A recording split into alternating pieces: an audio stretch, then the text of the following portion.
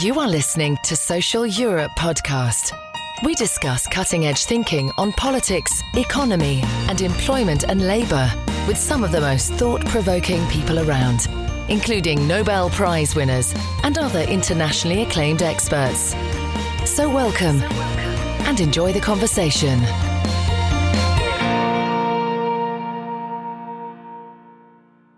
This episode of Social Europe podcast is brought to you by the Said Business School, University of Oxford. Maximize your effectiveness in the changing global business environment with the postgraduate Oxford Diploma in Global Business. Taught in 4 short modules over a year, the program is designed to accelerate your career and increase your impact while minimizing the disruption to your work and family life. Learn alongside senior executives from around the world and develop a lifelong network. Visit the Oxford Diploma in Global Business website to find out more. Hello everybody and welcome to Social Europe Podcast episode 49. My name is Henning, Meyer, Editor-in-Chief of Social Europe. Today I'm in conversation with David Bach, who is a professor in the practice of management and Deputy Dean for Executive Programs at the Yale School of Management. We are talking about the role of companies in society and why the future of companies lies in being a political company and what this actually means. I hope you enjoy the conversation.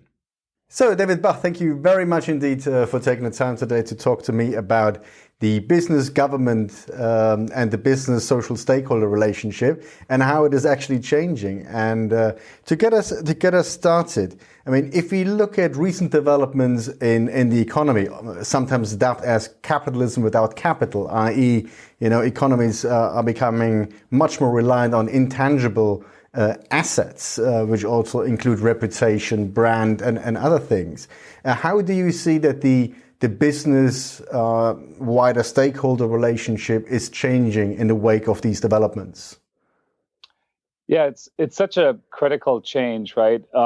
It's sometimes we oversimplify if we say this is how it used to be and this is how it is now. But if we just sort of paint with broad strokes here, in a previous era, when perhaps a lot more consumption was focused on tangible products, and the information in particular consumers had available was more limited. You would basically have competition being about quality and price and perhaps availability, to some extent brand, that certainly mattered.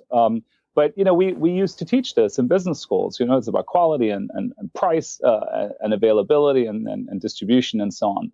What we've seen now is, of course, services becoming much more important, intangible products becoming much more important. But in addition, intangible attributes of companies becoming much more important. And some of that has to do with the much greater information that consumers have at their disposal. And so suddenly it isn't just about, do I like this product? Is it affordable to me? Is it available to me in terms of, distribution channels? But rather, how do I feel about this company? What do I know about them? What are my thoughts about the company's leadership? How do I think about their role in my community, for example? And so all of a sudden, factors, variables that in the past probably wouldn't have driven a lot of consumer behavior are coming into play.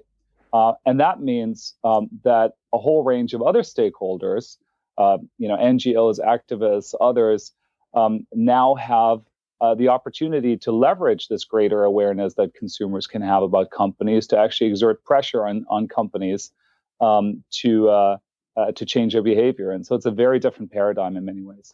And of course, being more reliant on intangible assets and digital technology means the scalability of business is also on a completely different scale, with which you then run into all sorts of different sort of intercultural problems, varieties of interpretations of these relationships across the world. Would you see that like this as well? Absolutely. I mean, so we have multiple paradigm shifts, right? So one was, the greater availability of information to consumers. We'll talk later on, I'm sure, about employees and shareholders. But you're absolutely right about the role of sort of going global. Again, 10, 15 years ago, in a lot of MBA curricula, for example, we'd have a separate course on international business. And there was sort of the idea that you decided as a company at some point when to go abroad. And there's a whole literature about market entry modes and how do you do that and how do you sequence it and how do you develop your distribution system. And, and part of that then is about compliance and regulation and so on. But now, so many companies are, to use a cliche, born digital. They put their product on the App Store or Google Play, and it's available in many countries around the world. Leaving aside for a moment that value chains are distributed, supply chains are distributed, and so very much companies from the get-go are often dealing with the fact that they're present in multiple countries. Sometimes they're not even aware of the fact that they actually have a presence in a country. And they're being confronted with some of the norms, rules, regulations, stakeholder expectations in many of these countries. And of course, those very often are heterogeneous, and that poses some really interesting challenges for leaders. Yeah, I mean, when I remember back to my days at business school, in my global business diploma, we were working with an article called Born Global. As far as I can see, academia has been reasonably good to work in what was the globalization debate into the frameworks that are being taught at business schools. But to me, this interaction with the born digital, and that's still very nascent, isn't it? I mean, the nature of digital companies does not really have to do with the cultural distance and these sort of things. So they obviously interact.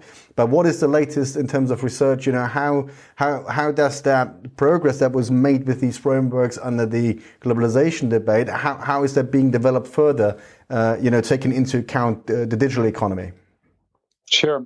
I mean, competition, in terms of competition, of course, they're different in digital. Some of these markets are, winner-take-all markets, especially the platform markets, right? And that puts an enormous premium on sort of speed of rollout. And we can talk about some of this and some of the implications. Of course, now we're seeing, at long last, the pushback against, the size and the centrality of these companies, right? But there are other things that are different about these digital companies, right? Again, go back to the centrality of talent. I mean, that is the scarce commodity very often. And so I know an issue that you're very interested in is sort of issue around CEO activism and when do companies actually get involved in contentious social issues. It's no coincidence that the companies, certainly here in the US, who've been leading this have been technology companies because they need the best talent in their enterprises. A lot of young people, millennials, and others who can take their skills and go elsewhere.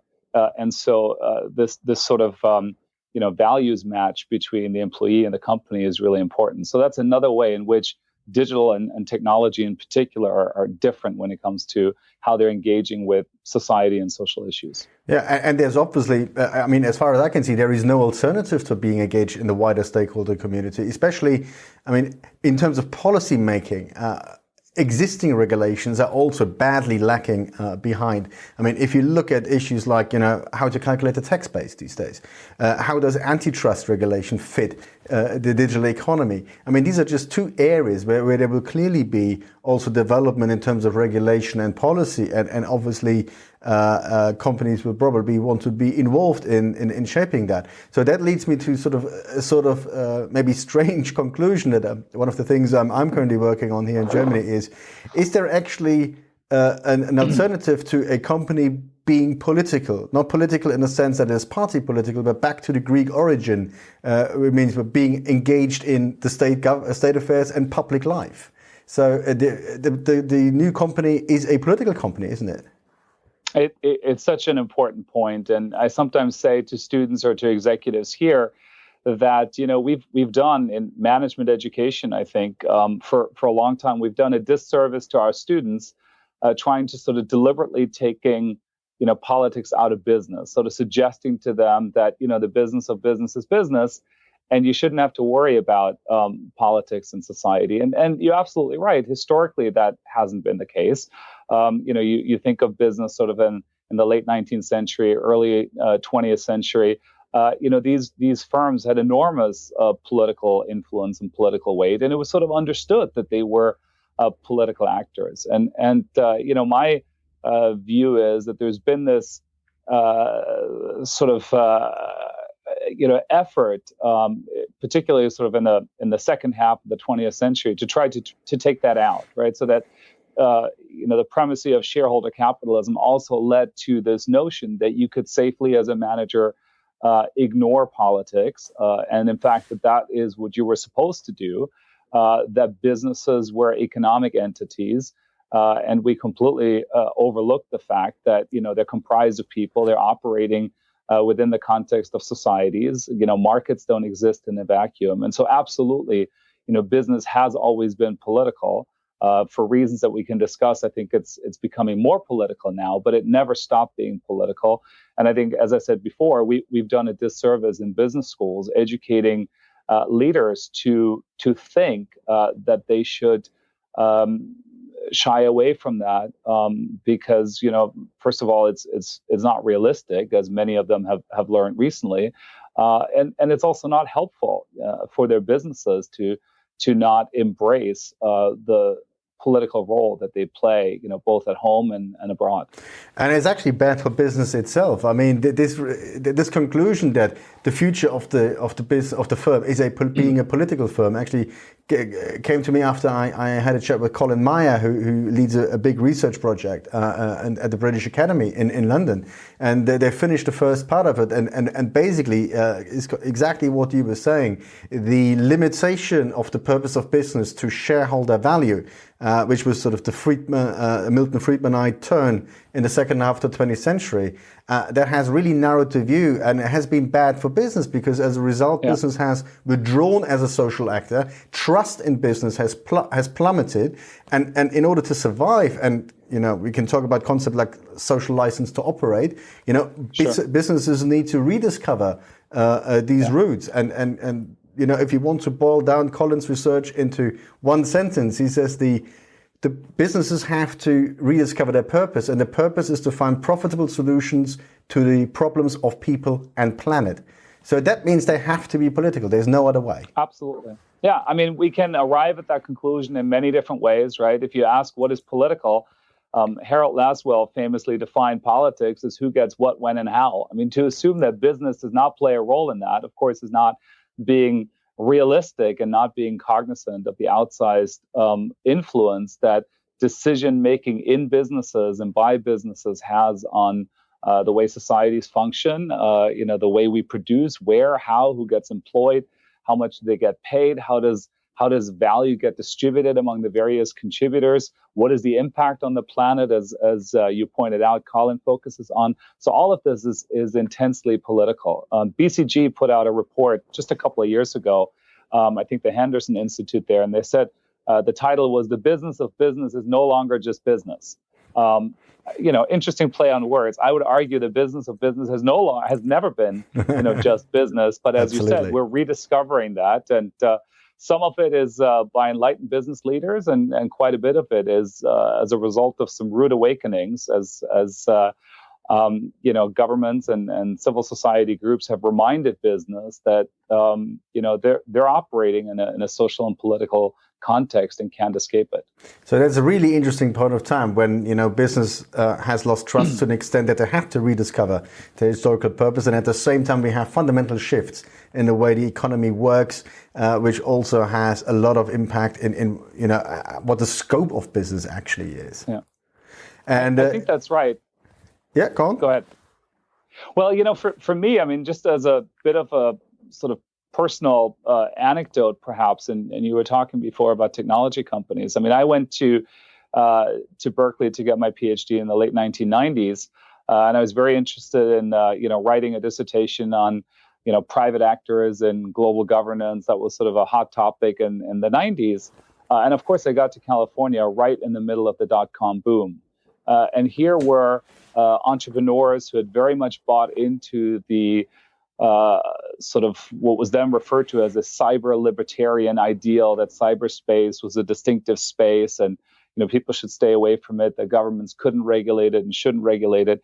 And very quickly, these entrepreneurs realized that was not going to be realistic. And so I vividly remember, us convening sort of multi-stakeholder meetings, and you had policymakers from the U.S. and from the European Union and civil society representatives sitting around the table with business leaders talking about how are we going to protect children online? How are we going to guarantee free speech at the same time? How are we going to handle intellectual property rights? How do trademarks correspond to internet domain names? What do we do about privacy? Who owns data? How we're going to collect taxes? So, the thing that was fascinating about this, and really I think defies that previous paradigm, was that business was actively involved in helping to shape the rules of the game, and that there was the sense that business and government very much had that positive sum relationship in that context. And it was very different from what I had previously been taught about how business operates and what the relationship with government is. And that doesn't mean that all of the deals that were struck there, were, in the benefit of sort of all stakeholders equally, right? We can certainly question some of that. But what it made clear was that business was political, that particularly business at the technological frontier where innovation happens has to be engaged in political discussions, because ultimately, as you disrupt, as you transform, as you challenge, you're going to have there are going to be social and political ramifications. And so, if you want to be long-term oriented, you better be engaged in those conversations, take seriously some of the concerns that arise, and work together with different stakeholders in finding solutions. We'll come back to this point, which is very interesting. I mean, how the governance model could look like going forward in the final part. But let me in the meantime focus on something that we've already alluded to, that we are already seeing maybe early attempts and early initiatives by companies to be progressive, be socially proactive, engage in this sphere, sometimes also dubbed woke capitalism. So how would you sort of interpret these efforts against the backdrop that we've just discussed? Yeah, so that's sort of the next shift, right? So what I described about California in the 90s was companies being active in areas that were directly related to their business, right? You're an internet service provider. You have some thoughts about who's liable for content on your website, for example. What's been happening over the last couple of years is that suddenly businesses are speaking out on issues that don't really seem to be directly related to their business, right? They're speaking up when it comes to LGBTQ rights. They're speaking up about issues related to immigration or healthcare, or equality, or other issues of that nature. You see companies weighing in on climate change, even if they're not necessarily large manufacturing businesses or in the energy industry. In fact, again, it's often technology companies that may not have nearly as big an environmental footprint who are leading those discussions. So why is that happening? It's fascinating, and what we can clearly identify is that increasingly consumers are, as I said, paying attention to where companies stand and what CEOs say about important issues, and employees the same. And we have some data about this, and we can talk about that. But at the same time, it comes out of some of this sort of governance vacuum that you described. In other words, because governments don't seem to be advocating as forcefully and driving change as effectively as particularly younger people would like to see, they're turning to other sources of potential authority and other sources of potential, change, and put pressure on business to respond. I'll give you just one example. Here in the United States, of course, it is absolutely maddening that we're not making any progress when it comes to gun safety. We have mass shooting after mass shooting, and Congress, throws up its hands and, offers thoughts and prayers, and not a whole lot happens. And what's been happening recently is that in addition to, a social movement that is trying to keep the heat up on policymakers, that same social movement has put pressure on business, on banks and financial institutions to stop funding gun manufacturers, on retail outlets to convince them to adopt policies internally within their stores that are much stricter than federal policies, for example. And so that is very much about realizing that business can step up and provide governance in a situation where government is either unwilling or unable to do it.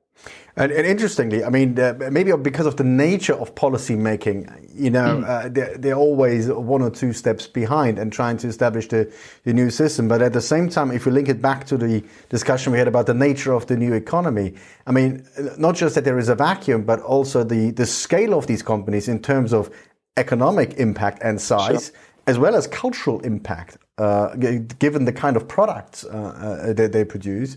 I mean, that also maybe even generates an expectation that they might develop, at least in some issues, a view. Oh, absolutely. So, I mean, you look, for example, at the size and power of Walmart in the U.S. Walmart, the largest private employer in the country. Most Americans get their groceries and a whole lot more at Walmart. 10, 12 years ago, Walmart was a villain, broadly across sort of the progressive world. And there's still a lot of progressives who have concerns about Walmart's wage policy and benefit policy. But environmentalists, I'm generalizing a little bit, have actually found a lot of common ground with Walmart. The company has become a champion of sustainability. Makes actually sense for them from a business perspective to try to reduce waste and packaging and energy consumption because it's consistent with their low-cost model.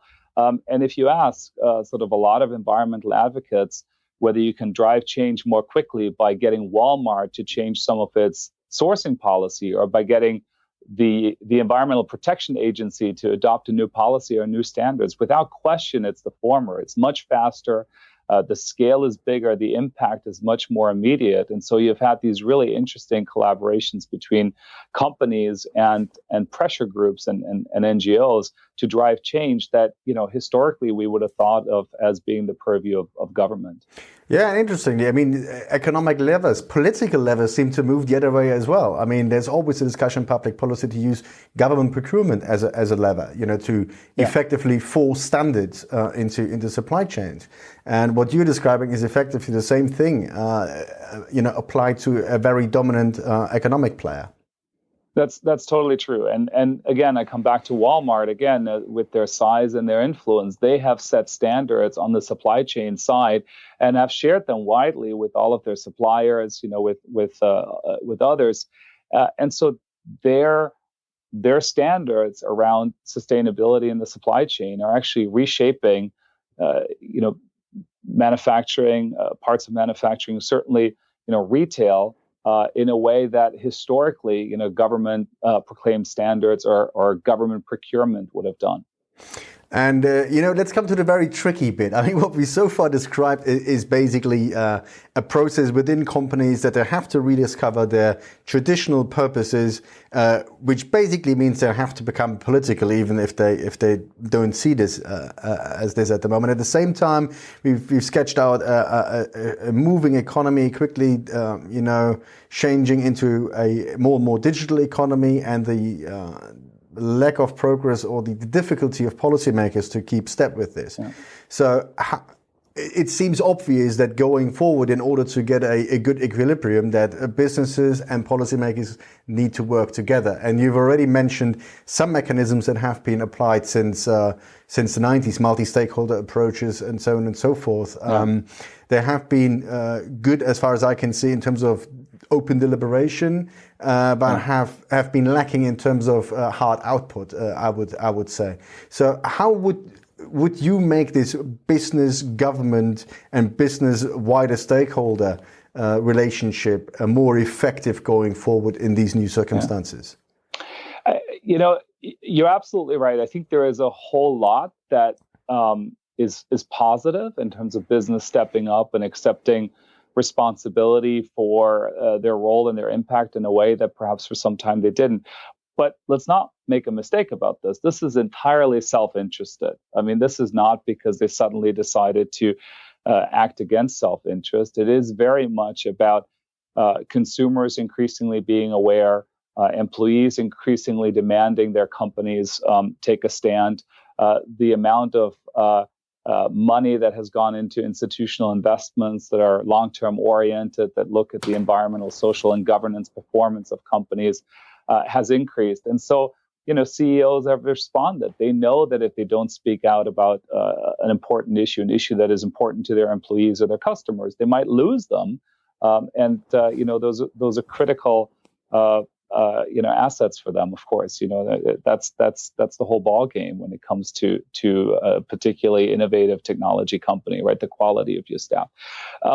But just because they're doing this in a self-interested way doesn't necessarily mean that they're doing it in a socially optimal way or that this maximizes welfare. I mean, you can have market failures, if you will, within the market for, corporate social responsibility. And so, there are limits as to what companies might do or the way that they might do them. And we have, lots of examples of this where, Facebook is now trying to, figure out how to properly monitor content on its side after it's been accused of turning a blind eye to hate speech, to content that radicalizes. And you see how they're struggling with this because, they're not designed for this. They don't have a public mandate. They don't have a clear set of policies about, or didn't, what is and what is not acceptable. And so one of the really interesting developments is, whereas 2 years ago, right after the U.S. election, Facebook said, look, we have no responsibility. We played no role. All we do is connect people and let them share stories and pictures. Now Mark Zuckerberg is basically, pleading with the U.S. government to please work with them to establish a set of standards and policies, because they need the legitimacy and ultimately sort of the enforcement support that only government can provide. Whether government is able and willing to do that in this case and in others is, of course, a completely different question. I mean, but it seems to me that they're just the institutional mechanisms are lacking, and also an idea of what it actually is. I mean, if you take this example, and I've done some work on this one in particular about, platforms and freedom of expression, it seems to me that there is a fundamental institutional misunderstanding at the core of this, because these companies always say, we're about free speech. But they're trying to emulate the public square within their private constitution, which cannot work. So they don't have to provide freedom of speech. They're not a public place. They're a private company. And trying to emulate that public space within the boundaries of a private organization is bound to fail, because you can never get away from the association, especially given that these house rules that they apply, they're not congruent anyway. I mean, the one example that I always use is pictures of nudity are banned from these platforms, and they're obviously legal. So if they use their housekeeping rules basically to ban this type of content, why doesn't it apply to hate speech and other things? So it's a weak excuse saying we're trying to replicate the public space. This is bound to be a private space, but that seems to me like a constitutional conflict. So I think what I take from this and from these limitations, because I completely agree with you, is that even though we're seeing business becoming more political, and there being at least examples of businesses doing the kinds of things that progressives and those who are concerned about the future of the planet and social cohesion would be applauding, that does not mean that we can now get by without government and without public policy, right? I mean, in some ways, the limitations of these efforts, which are becoming apparent, and this is one of those examples, just highlight that there is no substitute for government, particularly government that functions as a representative democracy and does an effective job at aggregating interests and coming up with generalizable principles. Yeah, I mean, my suggestion, which nobody at Facebook will take seriously, of course, was that, given that Mark Zuckerberg made this proposal of a Supreme Court, basically externalizing a judicial function, which suggests that it is about the enforcement of the rules which is the problem. I think it's the rules themselves. And if you take on some sort of user democracy, because there's no right and wrong in these sort of things, there's only legitimate and illegitimate rules. Right? And at the end of the day, what is legitimate is what users think is legitimate. So if you provided some form of user democracy in actually setting up these rules, and also, again, coming back to the global business nature, I mean, what is culturally acceptable to users is completely different in different parts of the world. So you would have to be a one size fits all. It's not going to work on these scales. So, one way of, firms becoming more political, especially the huge digital companies, is in the terms of governance of their businesses, which have 2 billion users, unprecedented type of private organization. There is a reason why these organizational principles of the division of powers has been established as a workable way of organizing the public space. And if a company has a public product, with this kind of user involvement, it probably needs to take a few lessons from politics into its own corporate governance. I think that's right. I agree with that. And, there's some inherent limitations in that because, they don't have the same mandate. They do lack the legitimacy. At the end, it's going to be private rules in a private place. That's not going to satisfy everybody. But just as importantly, the procedural justice might be missing, leaving aside just the outcome because they're just not set up for this, right? And so that's why they're sort of hoping to get government legitimacy for what it is that they're doing because they're realizing that they can't really do it on their own. Yeah, and it's interesting how these different products work. I mean, if you look at Google and YouTube, for instance, I mean, there seems to be much less outcry, let's say, if Google indexes websites with very questionable content, because the product is pointing to an external resource. But if a video is hosted on YouTube, it's hosted in your space that you actually control rather than reference. It's a difference between controlling the space and referencing a different space that I think is also a qualitative difference. And how people perceive the role of these companies. I think that's right. But a lot of that is, again, about perception, right? Because you can argue that Google's indexing surfaces material and actually therefore makes it just as readily available. And this distinction about what is on my platform, what am I pointing to, may actually miss the point about the centrality of these sort of, hubs in the network in connecting people to material. But you're absolutely right. People do think of it differently. Yeah, I mean, I think there's a clear governance challenge here. And if it happens like this, economically speaking, it's a natural monopoly. And that means it needs regulation, as any other natural monopoly has had in economic history, really. So, well, we'll see if that now happens, right? I mean, we get an increasing number of calls for breakups. It's not exactly clear how that will work. But you talked about antitrust policy before. There are some parallels, but there are, of course, also, some important distinction, and the argument that many of these digital monopolists, starting with Microsoft and really ever since have made is, well, show me the harm to consumers. We're making all of this available for free. Just because there are network effects that are driving, people onto a single platform doesn't mean that we're abusing our dominant position. Even when you find some evidence of, searches and how your own affiliates end up ranking higher and so on, the argument is easy to say, well, the competition is just a click away. People could go elsewhere. They're not. What we're offering is of value and is free. People are voting with their feet. So it's completely different from the supply side monopolies of a previous era. These are demand side monopolies driven by network effects. And so we ought to treat them differently. And it's remarkable. Those issues were apparent 20 years ago, as I said, when the digital revolution started in many ways. And we still haven't seen, competition law and antitrust enforcement really catch up with the realities. And I think we're getting to a point now where we could be having sort of the paradigm defining intervention. If we think of the breakup of AT&T, for example, in the early 80s in the US, is something like that becoming possible with one of those large digital platforms? We don't know, but the repercussions could be equally big as that momentous decision was 25 years ago. Yeah, I mean, and I'm not necessarily saying we need to break them up, but I mean, in terms of how these companies operate, I mean, my experience is that they're not necessarily against working with government, because sometimes the scale of their own products and the scale of their own success seems to overwhelm themselves as well.